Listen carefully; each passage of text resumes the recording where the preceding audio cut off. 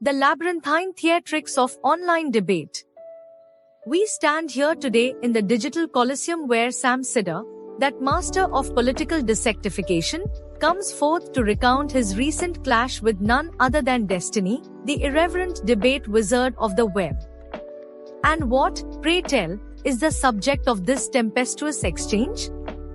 None other than Kyle Rittenhouse, that teenage powder keg of American contention, whose actions, motivations, and aftermath have ignited 1,000 conversations and twice as many arguments. Debate with Destiny regarding Kyle Rittenhouse after the text revelation from his former spokesperson. We'll talk about that, actually. But I felt vindicated the moment that I showed up on Destiny's, because what I said, and I still believe this, despite the fact that the texts show that Kyle Rittenhouse had a different intent. Kyle Rittenhouse is not because a jury found him not to be one, is a legal term. He is undoubtedly, which I said before, because he killed two people. Now, I found his intent prior to that to be extremely suspicious. Guy travels 20 miles away from his home to defend, a bodega with a weapon. That goes beyond, I think, like the calls for good citizenry that a 17-year-old goes. Now we find out that he had been the text messages. I don't know, if you can trust the individual who's, talking about this, but the text messages speak for themselves. I mean, he's talking about how he wants to kill some protesters.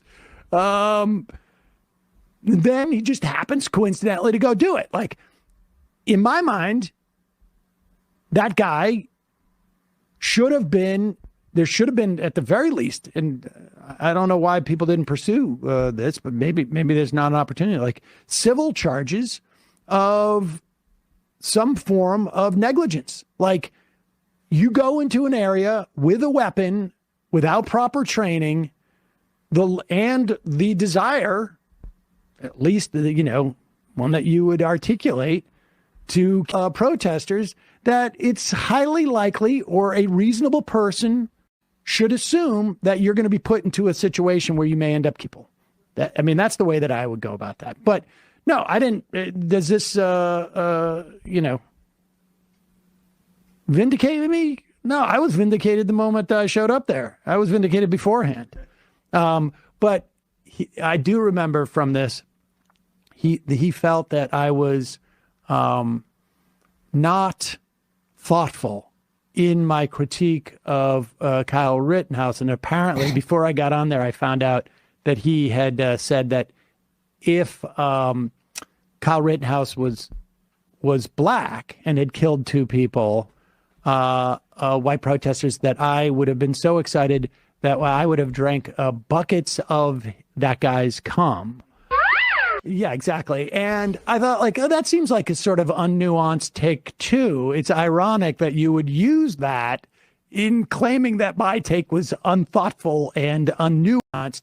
And then it seems like his fans, that really titillated them.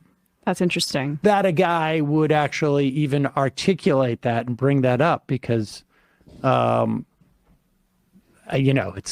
it's buckets and buckets of cum. And I have an 11-year-old son, so I see how people react to stuff like this when they have that type of mindset. Right. And he's got 11-year-old fans. Yeah, you cannot say, you can't, there are certain words you just can't say around little kids like that. If I say, hey, we're going to the park, where's your balls? And he's like, oh, yeah. Oh my God, what did you say? Balls. And that's what the experience was going on to Destiny's program. And, look, I love kids. And particularly, I love kids I don't have to live with, because you don't have as much responsibilities. Right. So it doesn't really bother me, but I do find it charming in a way. But yeah, no, Kyle Rittenhouse. And I also happen to think, although I wouldn't know about him if it wasn't for the fact that he had killed two people, He's also just a lousy person. Totally. So, anyways. Yeah, and I think anybody who bought the idea that he was going there out of some sort of civic duty is either a cynical supremacist or dumb enough to get information unwittingly with white supremacists. How many of us have not answered the call to support a bodega 20 miles away from us? Like, listen, if you think that Piggly Wiggly is under any type of danger of being, like a couple of cans of soup being taken, or if it's like there's an appliance store and there's a chance that like a dehumidifier is going to be taken by someone who's not paying for it, which red-blooded American wouldn't grab their semi-automatic weapon, go 20 miles to protect that? I mean, come on. That's the American way. Totally. Yeah. That's what it means to be a mighty man of valor. And that's what he was. But, yeah. Look at his life. It's all great now. Yeah. Nuance is With not George Zimmerman picking apart like the broad themes of a story and the thrust of it and making it into these kind of like little nuances or like little details and picking that apart. I mean, the overall theme is exactly what you say. He had these texts. He essentially, now I guess we're finding that out now, yeah, right? We're finding out about the text, but I mean, but the actions were clear in and of themselves at the time. It was a clarifying moment for me because I wasn't familiar with Destiny, and I went on that show. I learned everything I needed to learn, like within the 15 minutes, first 15 minutes. So that was nice. Folks, it's your support that makes this show possible. Seder strides into the arena of this discussion, armed with a narrative of vindication, frustration, and no small dose of perplexity at the online discourse. To set the stage, let us delve into the heart of this debate. Seder's contention is as clear as the sun on a cloudless day. Kyle Rittenhouse, a young man who traveled miles across state lines armed with an AR-15, is not the poster child of civic duty some would paint him to be. Oh no, Seder posits that this journey, this armed pilgrimage to protect property that was not his own, reeks of something far darker, a thrill-seeking venture teetering dangerously close to vigilantism. And what, Seder asks, could possibly drive a 17-year-old to answer a call to arms for the sake of a local convenience store in another town? But Destiny, ever the devil's advocate, enters the fray with his own twist on the tale.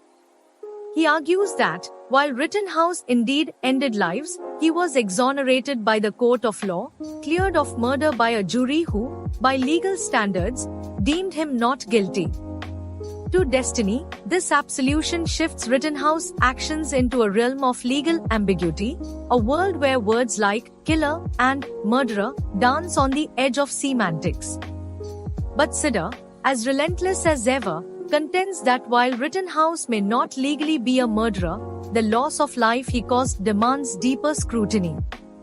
And here is where Seder throws the first jab. New revelations, texts, no less, paint a disturbing picture of Rittenhouse's mentality before the incident. Allegedly expressing a desire to take down protesters, Seder argues that these messages reveal a predisposition toward violence. This, he asserts, is the psychological underpinning that transforms Rittenhouse from an overzealous citizen into a figure with potentially dangerous intent. Destiny, however, counters that these revelations, while unsavory, don't change the legal judgment, a point that Seder finds both frustrating and narrow. For Seder, Destiny's argumentation style itself becomes an issue. Destiny's willingness to engage in what Seder sees as rhetorical gymnastics to defend a legal technicality frustrates him to no end. To Seder, Destiny's focus on legal absolution over moral responsibility misses the broader picture, diluting the seriousness of the event with pedantic details. It's like focusing on the color of the water while ignoring the fact that it's poisoned. And as if things weren't already heated, Destiny escalates by invoking hypothetical scenarios. Destiny suggests, in his characteristic incendiary manner, that Seder's stance might be different if Rittenhouse were black, a proposition Seder finds laughably reductive. The suggestion that Seder, an avowed progressive, would turn into some cheerleader for violence if the racial dynamics were different smacks, to him, of bad faith. And here lies the rub: Seder is not amused by Destiny's flair for hypothetical provocation. To him, it's not a matter of race but of principle. Rittenhouse's actions, irrespective of his background, embody a danger that transcends identity. But Destiny doesn't back down, asserting that Seder's stance lacks nuance, that he's painting in broad strokes where finer details matter. For Destiny, debate is a sport, where each word is a blade and every opinion a shield. Seder, however, sees it as something more sacred, a realm of moral clarity, not a battleground for technicalities and what-ifs. Herein lies the chasm between them. Destiny's combativeness clashes with Seder's moral rigor. And let us not forget the impact this debate has on the onlookers, the fans and critics alike, who take to comment sections as modern-day Roman spectators. Destiny's audience, many of whom revel in his edgy demeanor, delighted in his rhetorical sparring with Seder, taking it as a badge of loyalty. Meanwhile, Seder's supporters view him as the steadfast anchor of sanity amidst a sea of Destiny's rapid-fire provocations. It's not just a debate, it's a clash of cultural factions, each invested not just in the argument but in the identity of their chosen champion. In the end, Seder sees himself as vindicated not by Destiny's acknowledgement but by the facts themselves. He believes the text messages and Rittenhouse actions point to a mentality that Destiny's audience might be too quick to overlook. And as Seder takes his victory lap, there's no doubt in his mind that Destiny's platform, with its tolerance for chaos and provocation, is exactly why such nuance goes over many heads. Yet, for all of his frustration, Seder finds a strange satisfaction in having waded into the debate. As much as he despises the spectacle of it all, he recognizes the importance of standing firm in his convictions, especially in a world that too often conflates legality with morality. The debate wasn't just an intellectual exercise for him, it was a reaffirmation of his beliefs, a moment of clarity amid Destiny's maelstrom of counterpoints. As the digital dust settles, the takeaways are clear. Seder remains resolute in his belief that Rittenhouse's actions are emblematic of a larger problem within American society, a problem Destiny may be too quick to minimize in his rush to dissect technicalities. Meanwhile, Destiny's fans see his performance as an intellectual triumph, a showcase of his commitment to debate and logic. And thus, the clash becomes an ideological mirror, reflecting each side's core values. So here we are, left with the echoes of an ideological showdown that reverberates through the digital ether. Sam Seder's disdain for Destiny's method, Destiny's admiration for technicality, and the audience's hunger for fireworks create a perfect storm of online debate. In the end, it's not just about Rittenhouse, or law, or even morality, it's about the spectacle itself, the theater of ideas where everyone has an opinion and nobody, it seems, is truly satisfied.